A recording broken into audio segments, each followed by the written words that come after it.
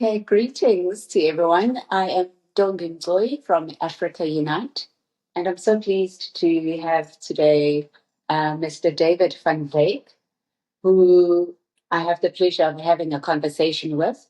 David van Wyk is from the Benchmark Foundation, and we are going to be talking about the Stilfontein mines and the tragedy that has just resurfaced.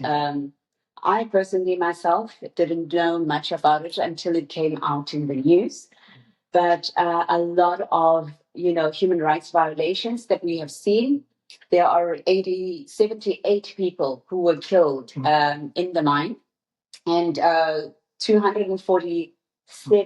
46 survivors. So, David, I know your profile is really so vast, and you have great experience in terms of the mines and advocating about the mines.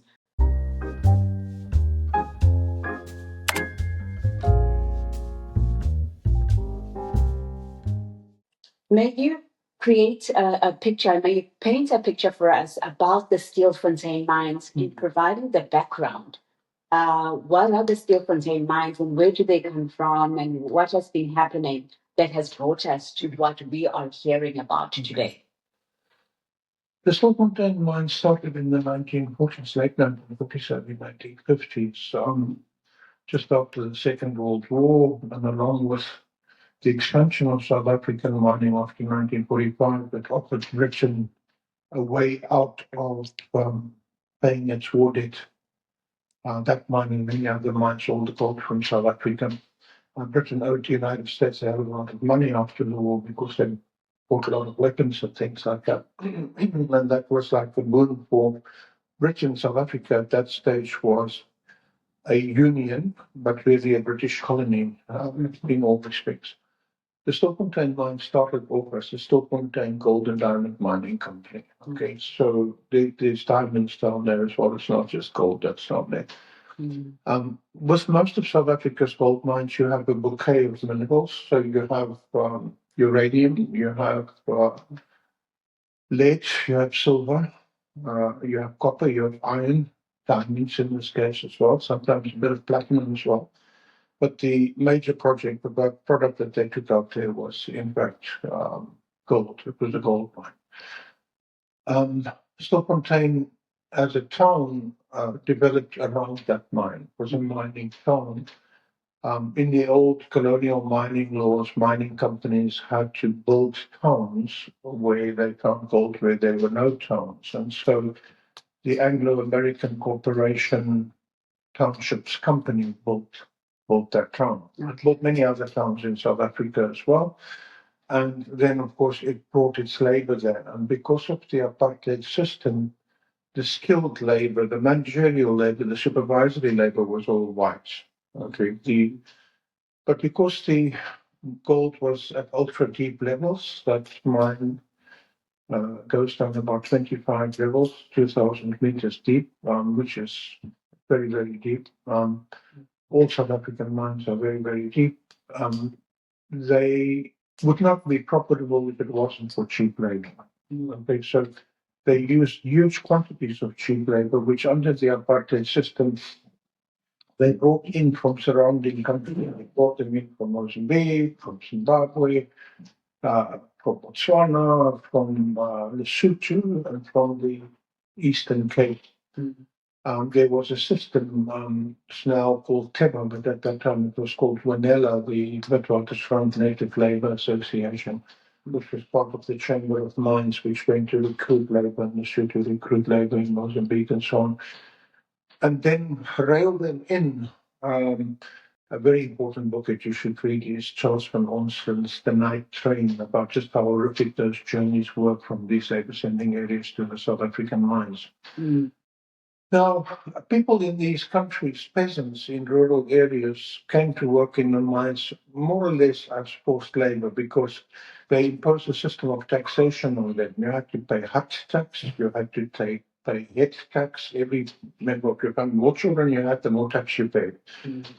They had to pay cattle tax. For every cow you had to pay tax. And you could only pay the tax in money, and the only place you could get the money was on the mines. They wouldn't accept tax in kind or anything like that. So it was a forced labor system, very sophisticated.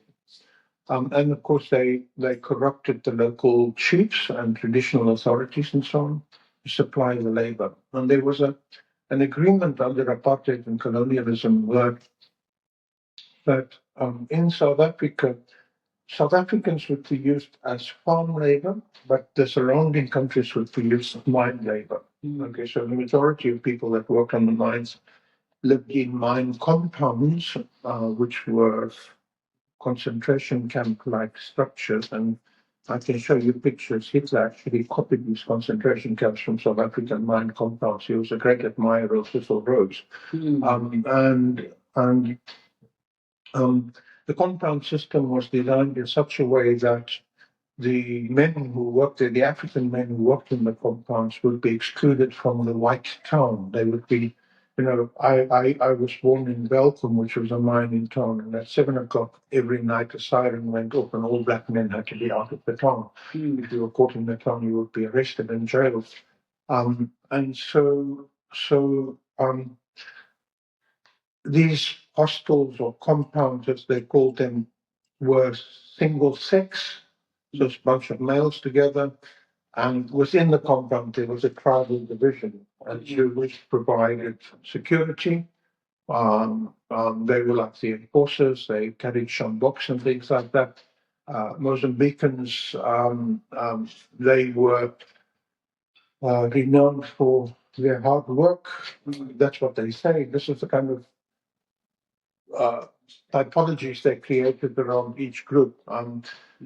Zimbabweans were considered very intelligent. They were machine operators, and Basotho were considered to be people who you could make any dirty work in the mine that requires to be done, any of the really hard work. And that then created tribal conflict because within these compounds they divided Zulus there, Sothos there, Tswanas there, Mozambicans or Shangans here and so on, to avoid strike action and to avoid solidarity between those workers and so on when they went underground. Okay. To be in a union in South Africa was illegal for a black person. They were not allowed to have unions. There was a white mine workers union, but there wasn't a black mine workers union. Although it was prohibited by law, there was a very big mine workers strike in 1946 that affected the whole country as well, and made people aware that black mine workers were able to unite across these divisions that was created by management. So just to go back to Stilfontein very quickly, then Stilfontein was a typical Anglo-American town. There are several mines around it, Paul Reeves and so on. And as we got to the 1980s, the gold mines were already no longer profitable. But South Africa needed to break the arms embargo that was put in place to stop apartheid. So the United Nations imposed an arms embargo. Apartheid was declared a crime against humanity. And so the apartheid government could only get arms in exchange for gold. So it kept the mines open artificially. And it's interesting because one of the biggest commodity trading companies in the world, the Swiss company Glencore, helped South Africa to break the arms embargo. Glencore, the Americans recently found them to have been involved in corruption in Latin America, Central America, Africa, all over the place. Very corrupt company, very, very bad reputation.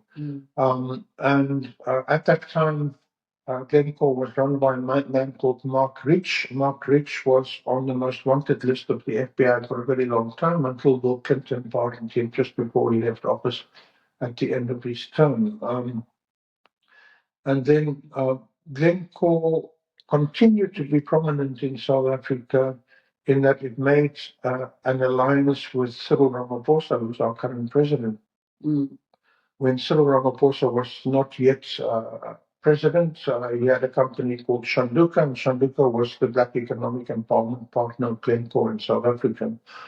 And Glencore saw itself as a kingmaker when Ramaphosa came to power. Glencore felt that it had achieved what it was to achieve. It managed to get someone in charge of the country that is favourable to Glencore. And that has been the problem in South Africa's history. The mining industry has had undue influence over the politics in the country since the time of Cecil Rhodes. You will remember Cecil Rhodes was the Prime Minister of the Cape Colony, and he passed laws that forced black people off the land in the Eastern Cape and into his diamond mines in Kimberley after 1868. And then later, when gold was discovered in Johannesburg in 1886, to force black labour from Zimbabwe and from everywhere else because they controlled all these areas through the British South African Company and forced them into the mines here. Okay, just to take a pause there, David, because wow, that's a wealth of information that I'm sure a lot of people, myself included, didn't know. And it sounds like the template that the apartheid government used at that time is still the same template that our active government is using. Because, when we looked at the Stilfontein mines, people are talking about it's migrants who are in the mines. And so it's still the neighboring countries, people being taken from Malawi, from Mozambique to come and work in the mines. Are they South African people in the Stilfontein If you look at the Stilfontein mine, I think 800 of the guys who were down were Mozambican, 500 were Basotho, and the rest were South African.